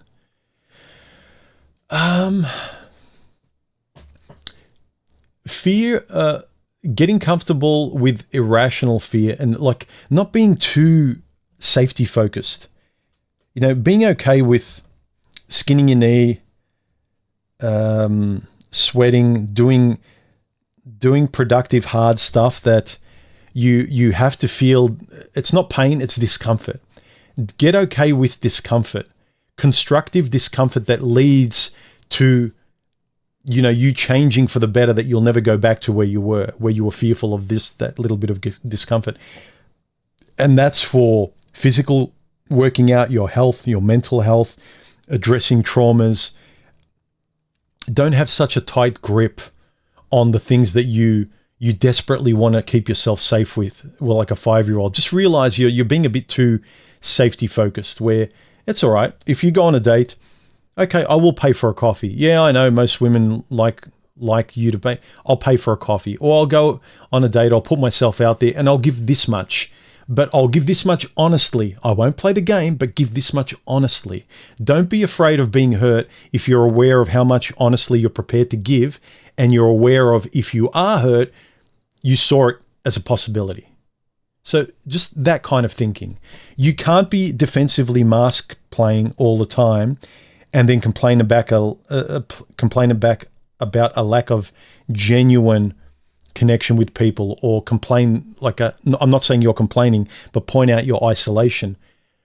If you know you're isolating yourself, you are intentionally closing the door. As I said, don't lock the door. Keep it ajar. Learn how to give this much of yourself honestly, but know where your boundaries are. And then when you trust the person this much, then extend yourself. But do it also via talking with them. Learn to talk and communicate better, because then you'll get easier to be able to give this much, and then this much, and then this much. I'm not saying, like me, to be a complete open door, because I like being this way and I'm aware of certain boundaries and I know how to lexically defend myself and stand up for my boundaries if I need to. You might not have my verbal acuity, but you should know, well, I don't want to completely protect myself from even the smallest little bump. I need to interact. I need to feel at least a little bit uncomfortable. Going on a date, like I have to, if this is going to go anywhere, I have to be honest about things.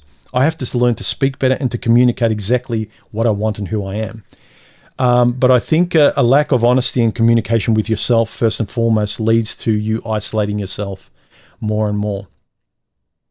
You just need to be realistic about this stuff. Don't be defensively unrealistic where you just go for the data and stats and justifying your fears and insecurities and biases, because we can find online and we can talk to guys that will justify our fears. I can talk to many people and say, why should I have a long-term relationship, as well as talk to other people and why shouldn't I have a relationship? And I will get my biases confirmed logically and sensibly in both. It depends on what you want to do. So reassess the tactics you've been using thus far that are making you more and more isolated, and change the tactics. And realize what's really to fear and what's really just uncomfortable. You know, you're not going to die. You're not going to fall off a cliff.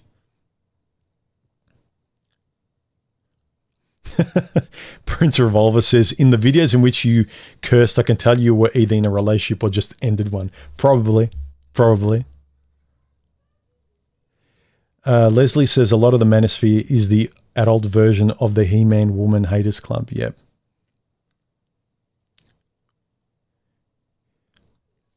Hi-Ho Silver says, is she mooing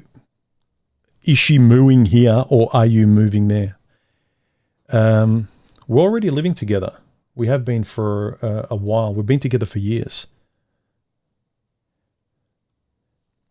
And Brian, at some point we all have to understand that we are all not perfect and have to contend with others that are also not perfect. Trouble is those others haven't had the same realization. Yeah, that is a difficult thing. You have to find someone values-based that you're compatible with. But then you can find someone, like I said, I've gone on dates where I can tell there might be a compatible person underneath. But if they're not at the same point in time, if they haven't looked in the mirror, if they haven't self-evaluated, if they're not deciding to finally let down the guard and be themselves and F all the games, and I am just going to be myself and be honest and not be defensive and not play games and not be a mute. That is the other hard thing. So relationships are hard today because by default, there are really terrible, obnoxious people out there. And then on top of that, the compatible people out there are very small. And even if they are compatible, there's even fewer people who are compatible and open enough to have a relationship, and you meet them at the same time. Because if two compatible people find each other, like Stephanie and I did, at the right place in time, you're compatible and you're both at the place where you've overcome a lot and you've decided to be real and honest and genuine. Both of you are taken off the market. That's it. It's done. And so you don't have those people anymore. So they're taken off the market when you reach those points in time. It's kind of like, you know, that Tetris game where the blocks drop and then all of a sudden when they drop in a certain place, all those blocks disappear. You lose that person out of the marketplace. You meet a compatible person at the right place in time and you're both genuine. You're out of the dating pool, and that's a happy couple with a very low chance of anything going wrong.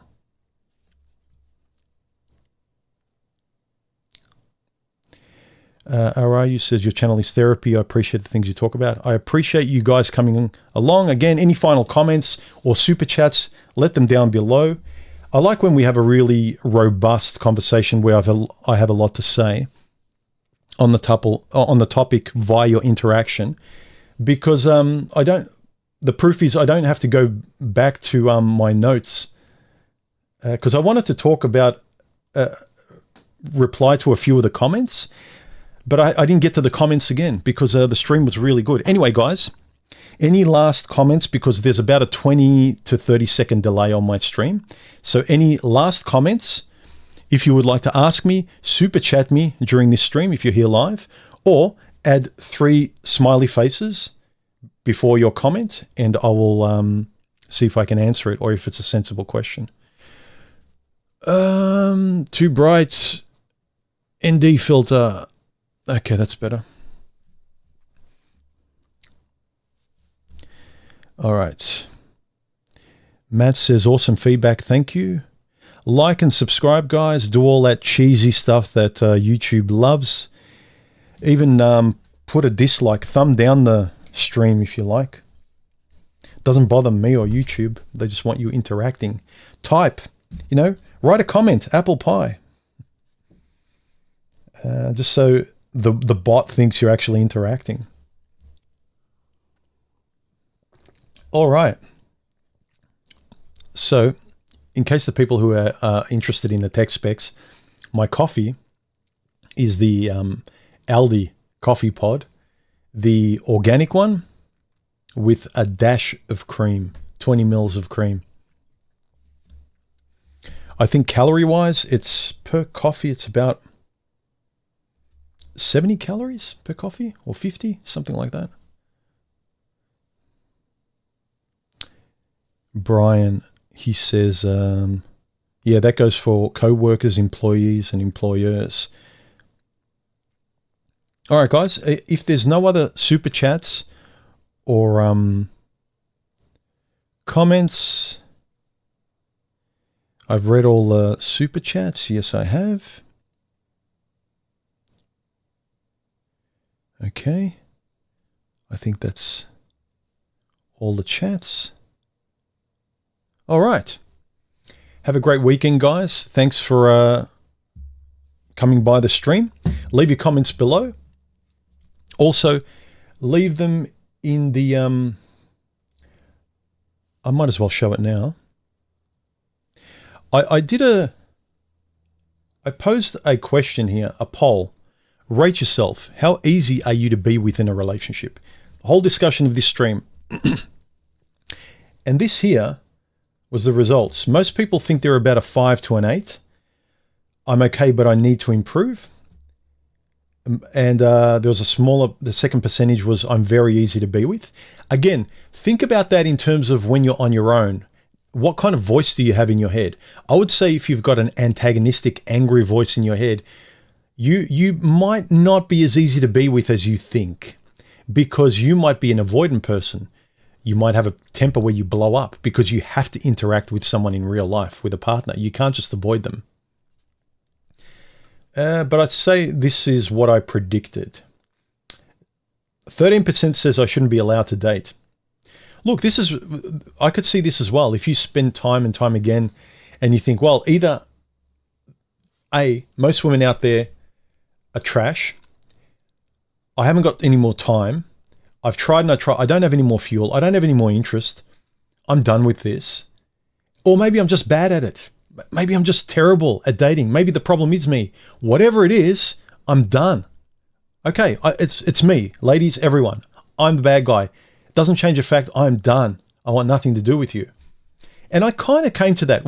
All roads, it was just pointing to, I don't want to do it anymore. Yes, it's me. I don't care. Okay, you're right. It's me. Or internally, I think, well, it's not just me, it's a lot of other factors, but it is me too, because I'm the one that's trying and failing. Whatever it is, I don't want to do it anymore.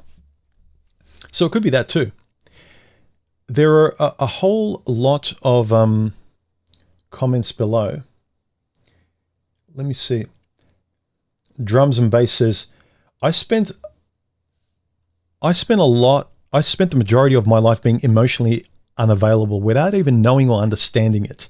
Now my ex-wife herself was also emotionally unavailable. My now ex-wife.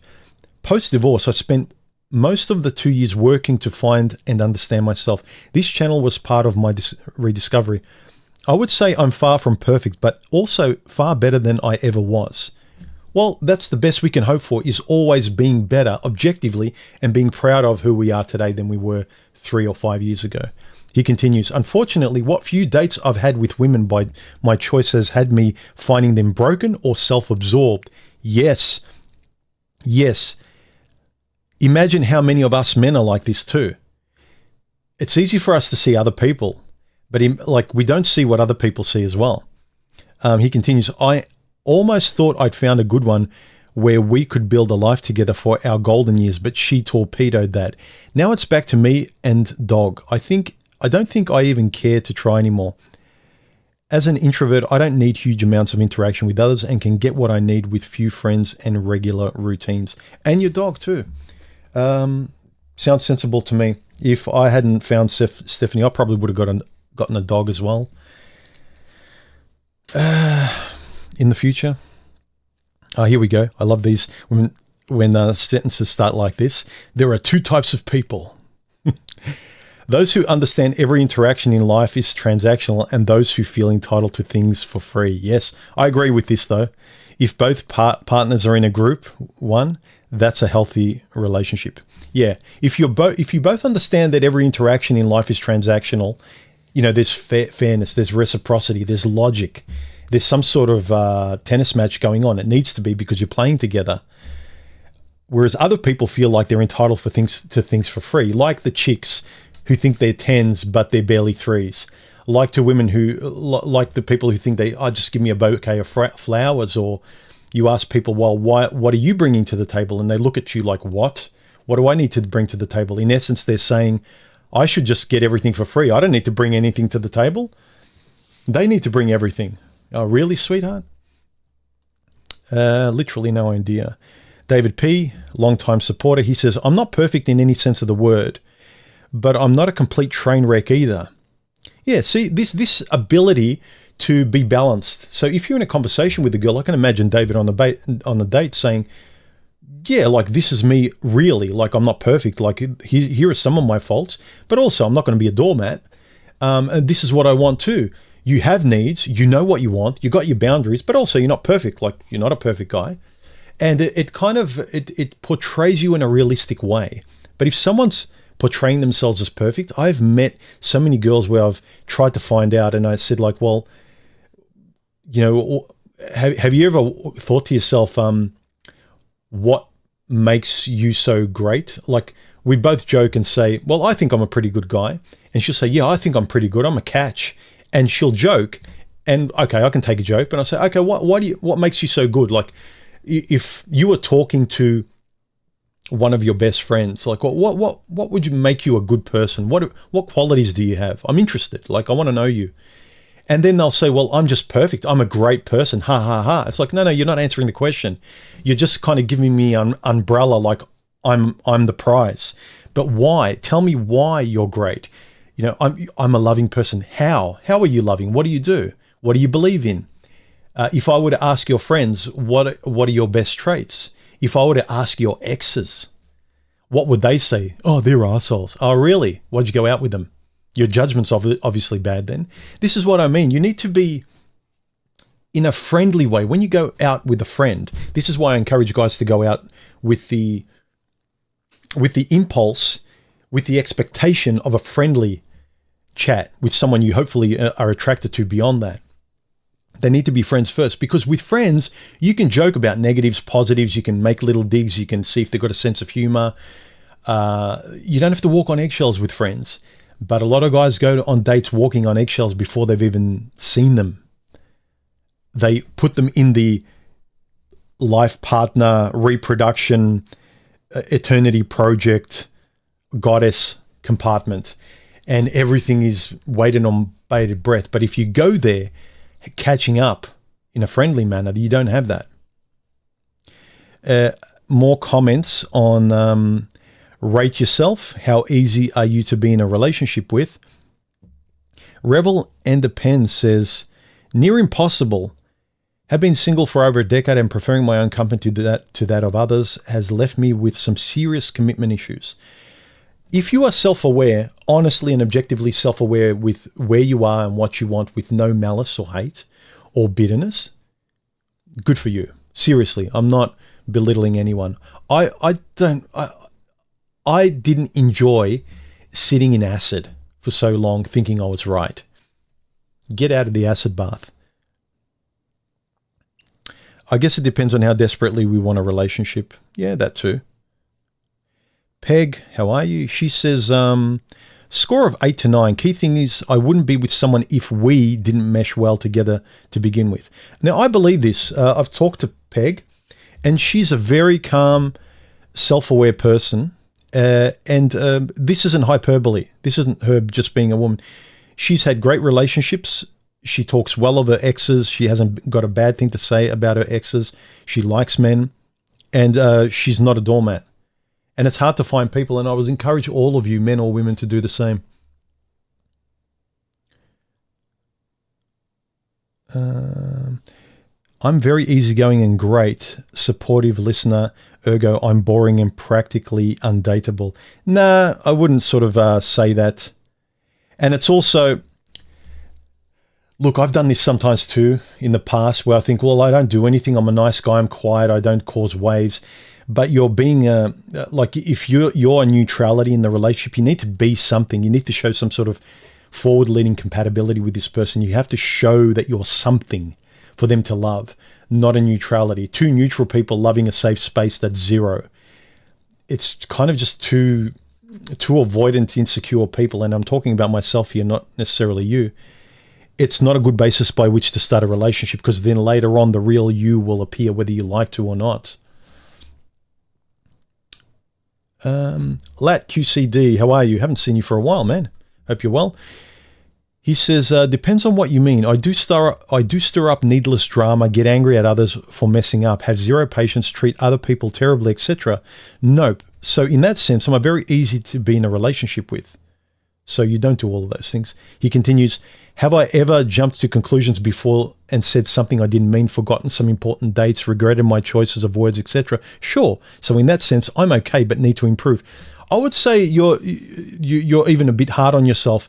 The person that understands you, they know you're not being mean. If you know you're not intentionally rude, but you're forgetful, accidental, you say things in the flow of conversation. If the person, especially your partner, knows you, they know how to take you, especially if you're not being rude. If they don't have to get used to your rudeness, where you're objectively rude, that's not a problem, I don't think. If you're just forgetful, or if you talk in a way where you have to be mindful of ultra-sensitive people that you have to tiptoe around, that's really not your fault. I think it's a fault of people who are ultra-sensitive. He continues, I don't tolerate certain bad behaviors from women. I establish my own boundaries and expect them not to be crossed.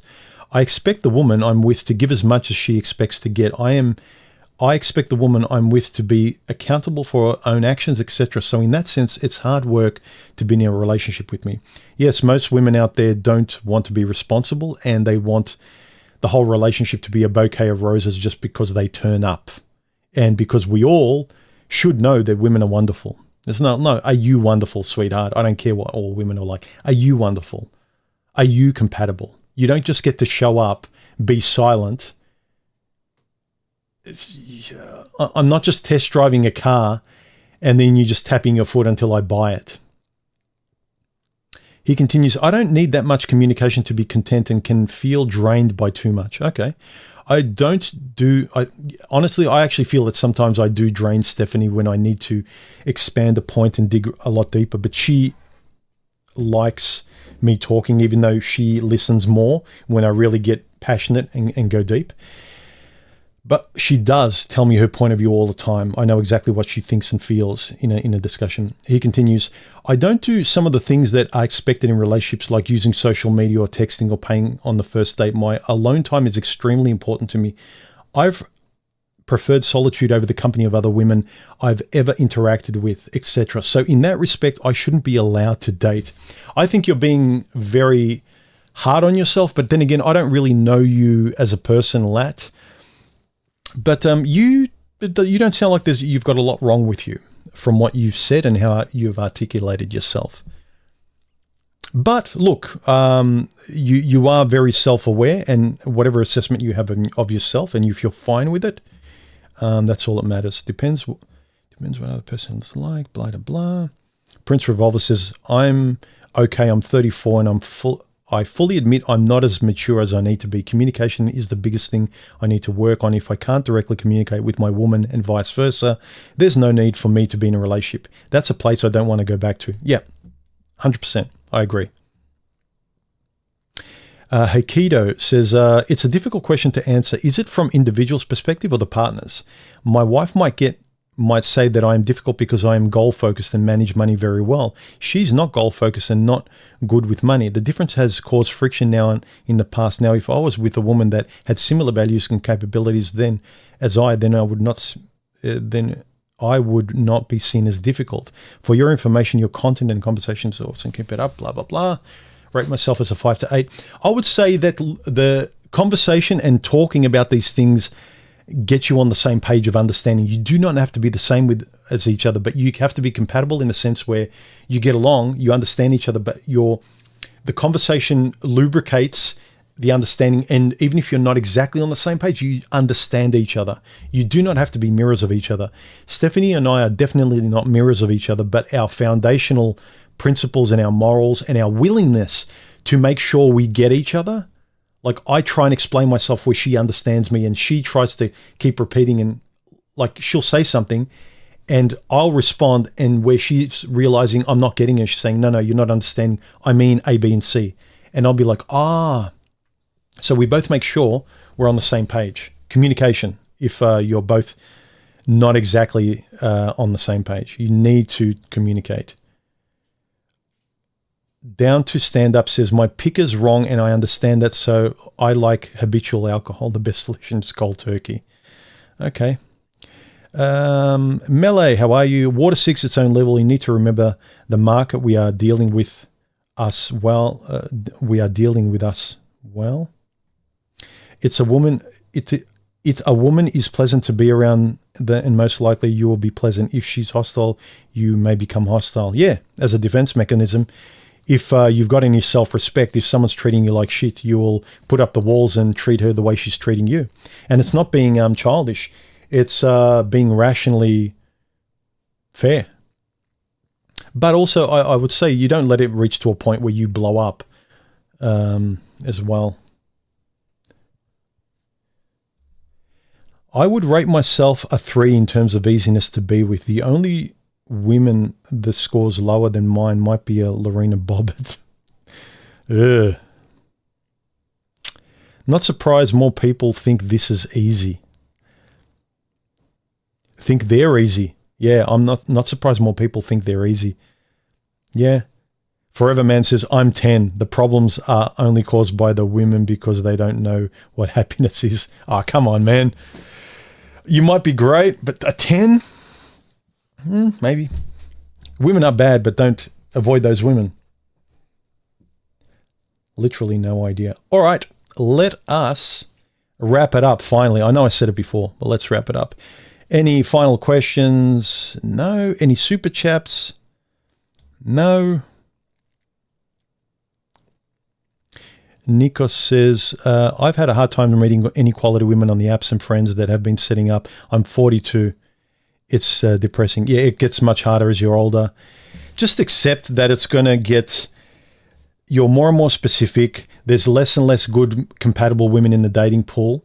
Like I said, there's less and less of us. You get to know yourself more and more. You're more and more specific. And when in a time and a place like someone like myself and Stephanie meet, and you know yourself, she knows herself, you're both in the right time and place and you're compatible, you both disappear from the market of dating. And there's less and less people out there. If I hadn't met Stephanie, more than likely I'd just be happy and single. Because the reality is, objectively, there's just so few compatible people at the right place in time out there. All right, guys. Salem says, talking about my future career plans in the dating phase has always been hard for me due to my naturally private nature. And the ladies always wanted to know more about it. Any thoughts? I would just honestly talk about, like, even if your plans don't seem exciting or interesting, learn to talk about them with passion. Like a person, you'd be amazed how refreshing it is to hear someone passionately talk about something. I would talk about, like, I love drawing. I get up, I go for runs. I visit my family once a week, and I love photography, and I get, like, they're all kind of very personal, basic hobbies. But if you show your passion in the things you do, a person will like that. But if a person only wants, like, well, I'm traveling and I'm building a business and I'm building a house and I want to have a family and, like, all these grandiose external things where you realize you're more an introvert and they're more an extrovert, that's just a basic nature compatibility, and you should recognize that. You shouldn't have to impress them. You impress a person that's compatible with you by the passion you talk about your hobbies and your everyday things that you do in your life. However mundane and unimpressive they might be to the average person out there who's partying and who's addicted to social media and reality TV, just talk passionately about what you're into. Who cares if they find it interesting or not? The compatible person will find it refreshingly interesting. They will. So the ladies always wanted to know more about it. Tell them more about it. But if you've got nothing more to tell, learn to explain yourself better and learn to articulate the explanation of what you're passionate about better. Be interested much more in what you're into and who you are, and be interested in learning how to talk about it. Even amongst your friends, practice online. When you're in chat rooms, talk about your life, what you're into, your hobbies and stuff. And notice yourself how passionate you get. You guys notice how passionate I get when I nerd out if you ask me what equipment I'm using. Learn to nerd out about what you're into. Who cares if it's impressive or not? The compatible person will find it impressive, even if they're not into the particular things. They will find the passion you're into, your things, compatible with them, because they're probably passionate about their things. They might be into, I don't know, whatever they're into. Anyway, I think we are done today. Whoa, it's nearly 2 hours. We are definitely done. All right, guys, hit the like button, subscribe, go to Gilded after this. If you've got a microphone, a bunch of people get together from my servers and my channel and get together and talk. Share your thoughts about this topic. Are you really easy to be with? Have you reflected on your past relationships and thought, you know what, objectively, I've got a temper, or I don't communicate. I say nothing's wrong with it when something is. I never communicate my inner world. I keep it private because I'm ashamed, or, they're going to think it's boring. No, you're avoidant. The things you find most interesting, you should be expressing all the time with the person you think is compatible with you or that you think you love. All right. Have a think about it. Are you easy to be with? If you talk down to yourself in your head, you're probably not easy to be with. Even if you're not angry or you're not entitled, you're probably avoidant, and that's another problem. So anyway, have a think about it. And also, stop spinning your wheels in nasty content about men and women, because you're going to feed the avoidant nature of you, where you can hide behind manosphere knowledge and you can feel really smart and you have nothing to say on dates that's positive. Why would anyone want to be with you if all you've got is spiteful information, interactive information that you shouldn't share on a date because they won't want to see you again? These are tantrums, nothing more. Nothing will happen if you don't open your mouth honestly and maturely. All right, join the channel, guys. Have a good weekend, and I will see you in the next stream or video, and bye.